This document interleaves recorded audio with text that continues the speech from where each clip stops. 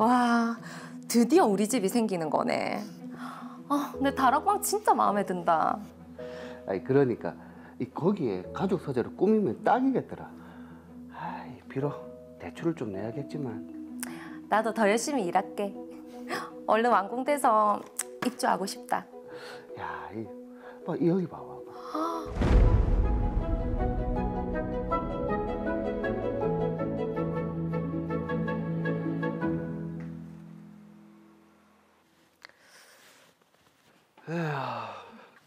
여보, 그 주말에 약속 없지? 왜? 아, 새 아파트 홍보관 오픈한다길래 거기 가보자고. 그 로이어 캐슬. 거기 분양가도 적당하고 무엇보다 최상층에 복층인가? 그런 공간이 있다 하더라고. 그거 자기 로망 아니었나? 우리 몇 년 뒤에 어차피 집 마련할 계획이었잖아. 이왕이면 새 집이 훨씬 좋지? 아니 홍보관 가보는 건데 뭐 이미 내 집 장만한 사람 같네. 얼마나 집이 갖고 싶으면 그러겠어요. 알겠습니다만이 주말에 가봅시다. 일단 출근부터 합시다. 가자. 멋지다. 좋다 여보. 그러게 이 아파트 외관도 고급지게 디자인 잘 빠졌네. 아까 내 견본주택 보니까 다락방 진짜 내 스타일이던데. 진짜 우리 집 되면 좋겠다. 저 분양 설명 좀 들어보고 가시죠. 들어볼까? 뭐 그러자. 아이고 생각 잘했습니다. 일단 저쪽 가서 앉아서 얘기하시죠. 예. 아까 그 견본주택 보니까 복층 공간 같은 게 있더라고요. 야, 역시 이 사모님이 보시는 안목이 좋으시네요. 자, 이 보시면 이 최상층 같은 경우에는 천장이랑 바닥 사이에 다락을 설치할 겁니다. 다락이요? 네, 아까 사모님이 말씀하신 그 복층 공간으로 활용하시면 됩니다. 여기 보시면 여기에 의자랑 책상을 넣어도 공간이 넓어가지고 서재로도 활용이 가능합니다. 여보, 진짜 마음에 든다. 자기가 딱 원하던 구조네.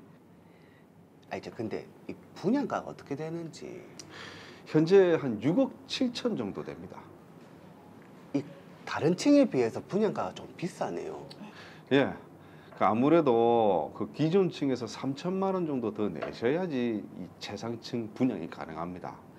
그리고 이 최상층 같은 경우는 인기가 좋아가지고 혹시나 뭐 망설이고 그러시면 나중에 뭐 계약하고 싶어도 계약 못 할 수도 있습니다. 진짜 내가 원하던 구조인데. 잠시 와이프랑 얘기 좀. 그렇게 하시죠. 저는 뭐 관심 좀 다녀오겠습니다. 예. 자기야. 응? 진짜 분양 받고 싶나? 진짜 내가 원하던 구조란 말이야. 어차피 우리 1억 정도는 대출 받아야 되는데 대출 받을 때 3천만 원만 더 받으면 안 되나? 그러자. 나도 마음에 들고. 분양 받자. 여보.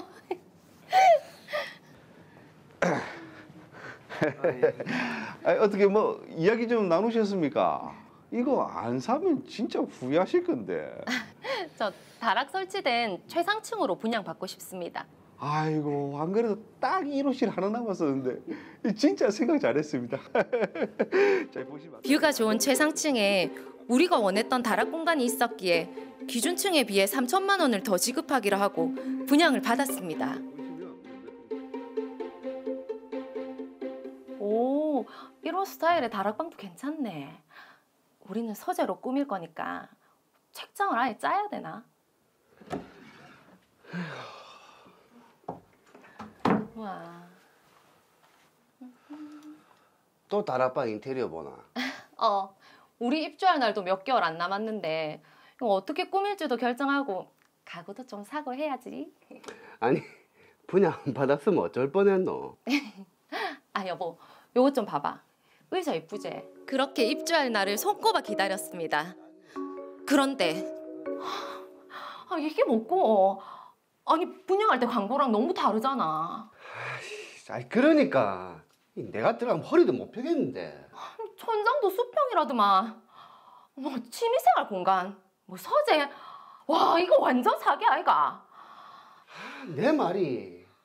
아니, 다락방 너무한 거 아닙니까? 뭐 벽걸이 TV도 설치하고 의자도 놓을 수 있다면서요. 아니, 광고랑 그 실물이랑 차이가 있을 수 있죠. 뭐 차이가 있을 수 있다고요? 아니, 분양 안내 책자, 분양 광고, 아니 그리고 견본주택까지 그렇게 꾸며놨으면서 뭐 조금이요? 완전 생활할 수 없는 공간이더만. 이거 조금이 아니고 완전 다르던데요. 광고는 광고일 뿐이고, 예? 어떻게 그 똑같이 완벽하게 만듭니까? 그리고 안내 책자 보면 이미지랑 좀 다를 수 있다고 적혀 있잖아요. 아이고 참. 저기요. 그러고 여기서 일하지 말고, 저 건설사 가서 따지세요. 예? 완전 어이없고 열받네. 이거 완전 허위 광고잖아. 여보, 지금 우리 입주 예정자 단톡방도 난리 났다. 뭐라는데? 아니, 최상층 분양받은 사람들 사기라고 소송해야 되는 거 아니냐고. 봐봐. 아니, 뭐 어째야 되노? 봐봐.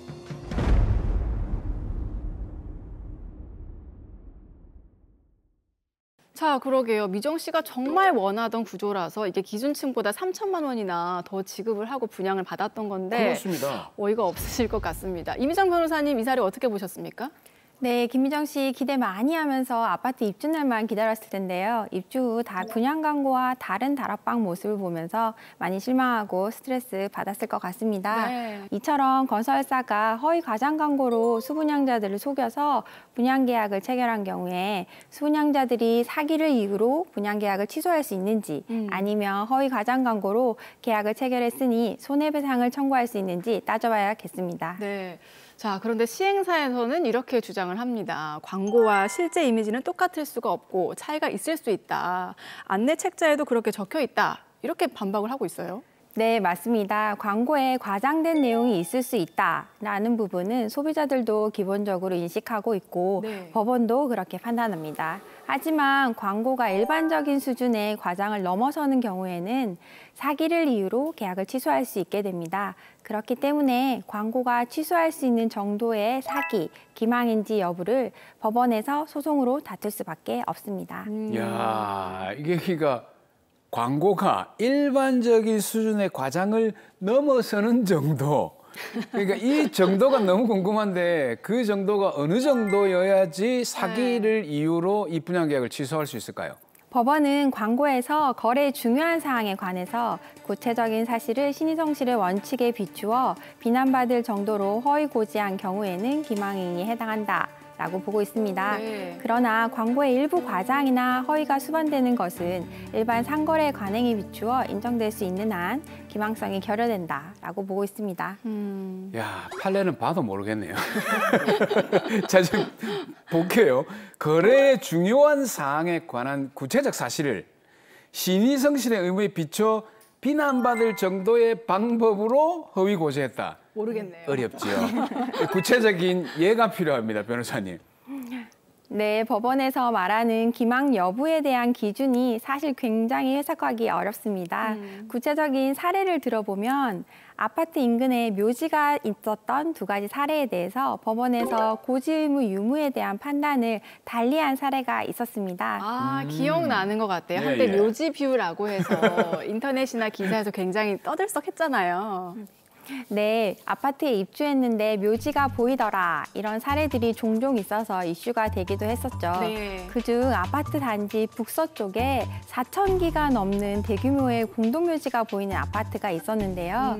대법원은 신축 아파트 주변에 묘지가 있다는 사실을 고지받았더라면 분양계약을 체결하지 않았을 것임이 명백한 경우에 신의성실의 원칙상 분양회사는 분양받으려는 사람들에게 묘지의 존재를 미리 고지할 의무가 있다고 판단했습니다. 네, 그거는 이제 분양회사의 잘못을 인정한 판례고 다르게 판단한 사례는 어떤 건가요? 네, 반면에 안내 책자의 사업부지 전경 사진에서 일부 분묘가 보였고 실제 건축된 아파트 단지 일부 동에서만 9기의 분묘가 보인 사례가 있었습니다. 네. 그 사례에서 9기의 분묘 중 1기는 고려 말의 분묘로 향토문화재로 지정되어 있었고요. 오. 더욱이 아파트 시가가 분양가보다 훨씬 높은 사례였습니다. 이 사례에 대해서는 법원은 분묘에 대한 신입칙상 고지 의무가 인정되지 않는다라고 보기도 했습니다.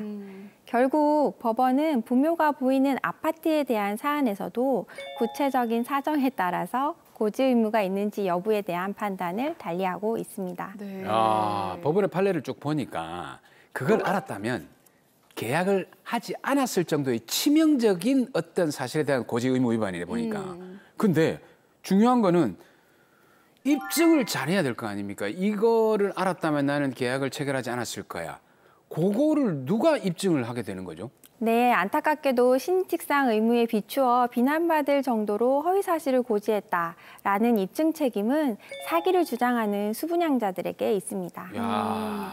그런데 이 수분양자가 입증하기가 쉽지 않을 것 같은데요? 네, 사실상 기망행위를 얼마나 구체적으로 입증할 수 있는지에 따라서 기망행위 성립 여부에 대한 법원의 판단이 달라지기 때문에 사실 쉽지 않습니다. 네. 단순히 팜플렛에 그려진 조감도나 평면도만 기준으로 아파트가 그대로 지어지지 않았다라고 기망이 된다고 보기는 어렵습니다. 광고에 나온 내용이 분양계약의 내용으로 되었다라고 보기 어려운 측면이 있기 때문입니다. 네. 또 광고나 안내책자에서 나타난 사진은 고객의 이해도를 높이기 위한 자료일 뿐이고 그와 달리 시공될 수 있다라는 것을 계약서에 기재해 두는 경우들도 많이 있어서 네. 안내책자 그대로 지어지지 않았다고 해서 바로 기망행위라고 보기 어렵습니다. 자, 그렇다면 이게 사기다라고 이렇게 예상이 될 경우에 어떻게 입증을 해야 될까요? 네, 결국 광고한 것을 그대로 짓겠다라고 설명한 구체적인 자료가 필요한데요. 예를 들면 팜플렛에 나온 내용 중 어떤 부분을 그대로 시공하겠다라는 것을 명확하게 밝힌 녹음이 있거나 네. 계약서에 특약사항으로 기재해둔 경우에는 기망행위로 인정받을 수 있겠습니다.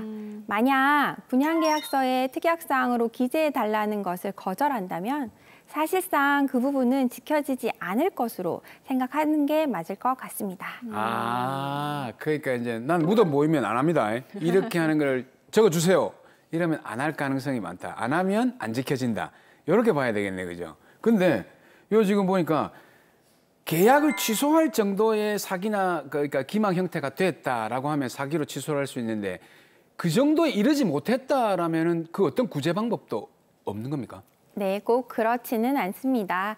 광고의 정도가 계약을 취소할 수 있는 정도의 기망, 사기에 해당되지 않더라도 표시광고법을 통한 구제가 가능할 수 있습니다. 오, 표시광고법은 어떤 내용인가요? 네, 표시광고법에 따르면 사업자는 소비자를 속이거나 소비자로 하여금 잘못 알게 할 우려가 있는 표시, 광고 행위로서 공정한 거래 질서를 해칠 우려가 있는 허위 과장 광고를 해서는 안 된다라고 규정하고 있고요. 네. 이를 위반해서 피해를 입히면 손해배상을 하도록 규정하고 있습니다.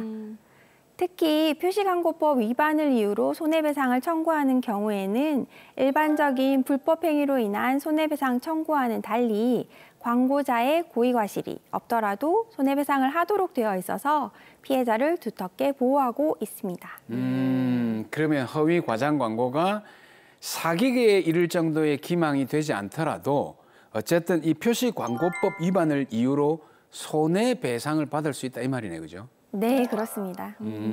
자, 그럼 이 드라마 사례 비춰보면 어떻습니까? 네, 드라마 사안과 거의 유사한 사례가 있었는데요. 법원은 아파트 최상층 분양에 있어서 중요한 사항이었던 다락의 형상에 관해서 분양회사가 신의성실의 원칙에 비추어 비난받을 정도의 허위 과장 광고를 했다라고 판단하고 손해배상 책임을 인정했습니다. 자, 그러면 허위 과장 광고로 인한 손해배상액은 얼마나 인정이 되나요? 사안마다 손해배상액이 달라서 이해를 돕기 위해 사례를 한 번 더 살펴보겠습니다. 네. 오피스텔 분양회사가 정확한 사실관계를 확인하지 않은 상태에서 오피스텔 인근에 공항으로 연결되는 모노레일이 설치된다. 그리고 구체적인 완공일은 언제다. 라고 하면서 오피스텔을 분양 광고한 사례가 있었습니다. 네. 네, 이 사례에서 법원은 표시광고법을 위반했다고 보고 모노레일이 설치되지 않아 오피스텔의 교환 가치가 하락한 부분을 고려해서 합리적이고 객관적인 손해액을 산정하라라고 판단했습니다. 네, 즉 객관적인 교환 가치, 모노레일이 없어서 떨어진 시세를 손해액으로 볼 수 있습니다. 이런 사례에 비추어 보면 드라마 사례의 경우 다락방 때문에 추가로 지급된 금액 상당액을 손해액으로 볼 여지가 높아 보입니다. 근데 이게 실현되지 않은 사실이기 때문에 시세가 어떻게 될지 모르잖아요. 그렇죠. 그렇다면 정확하게 객관적으로 떨어진 시세를 입증하지 못할 수 있잖아요. 그러면 손해배상 못 받는 겁니까? 네, 꼭 그렇지는 않습니다. 허위 과장 광고로 객관적인 재산상 손해가 발생했는데도 입증이 안 돼서 손해액이 확정이 불가능한 경우에는 위자료의 증액 사유로 참작받을 수 있습니다. 그러니까 손해액을 객관적으로 산정하기 어렵다고 미리 포기할 필요는 없습니다. 네. 자, 마지막으로 정리를 해보겠습니다. 이 사건의 부부 같은 이런 피해를 당하지 않도록 아파트 분양을 고민하고 계신 분들 많으실 텐데 당부의 한 말씀 전해주시죠. 네, 아파트 분양을 받기 전에 이 아파트를 분양받는 데 있어서 나에게 특이한 이유가 있거나 분양 광고물이나 안내책자에서 특별히 내가 생각한 부분이 있다면 분양계약서의 특약사항으로 반드시 기재해달라고 요청하셔야겠습니다. 그래야지 향후 분쟁이 발생하더라도 구제받기 훨씬 수월할 수 있습니다. 특약사항 기재를 꼭 기억해 주시기 바랍니다.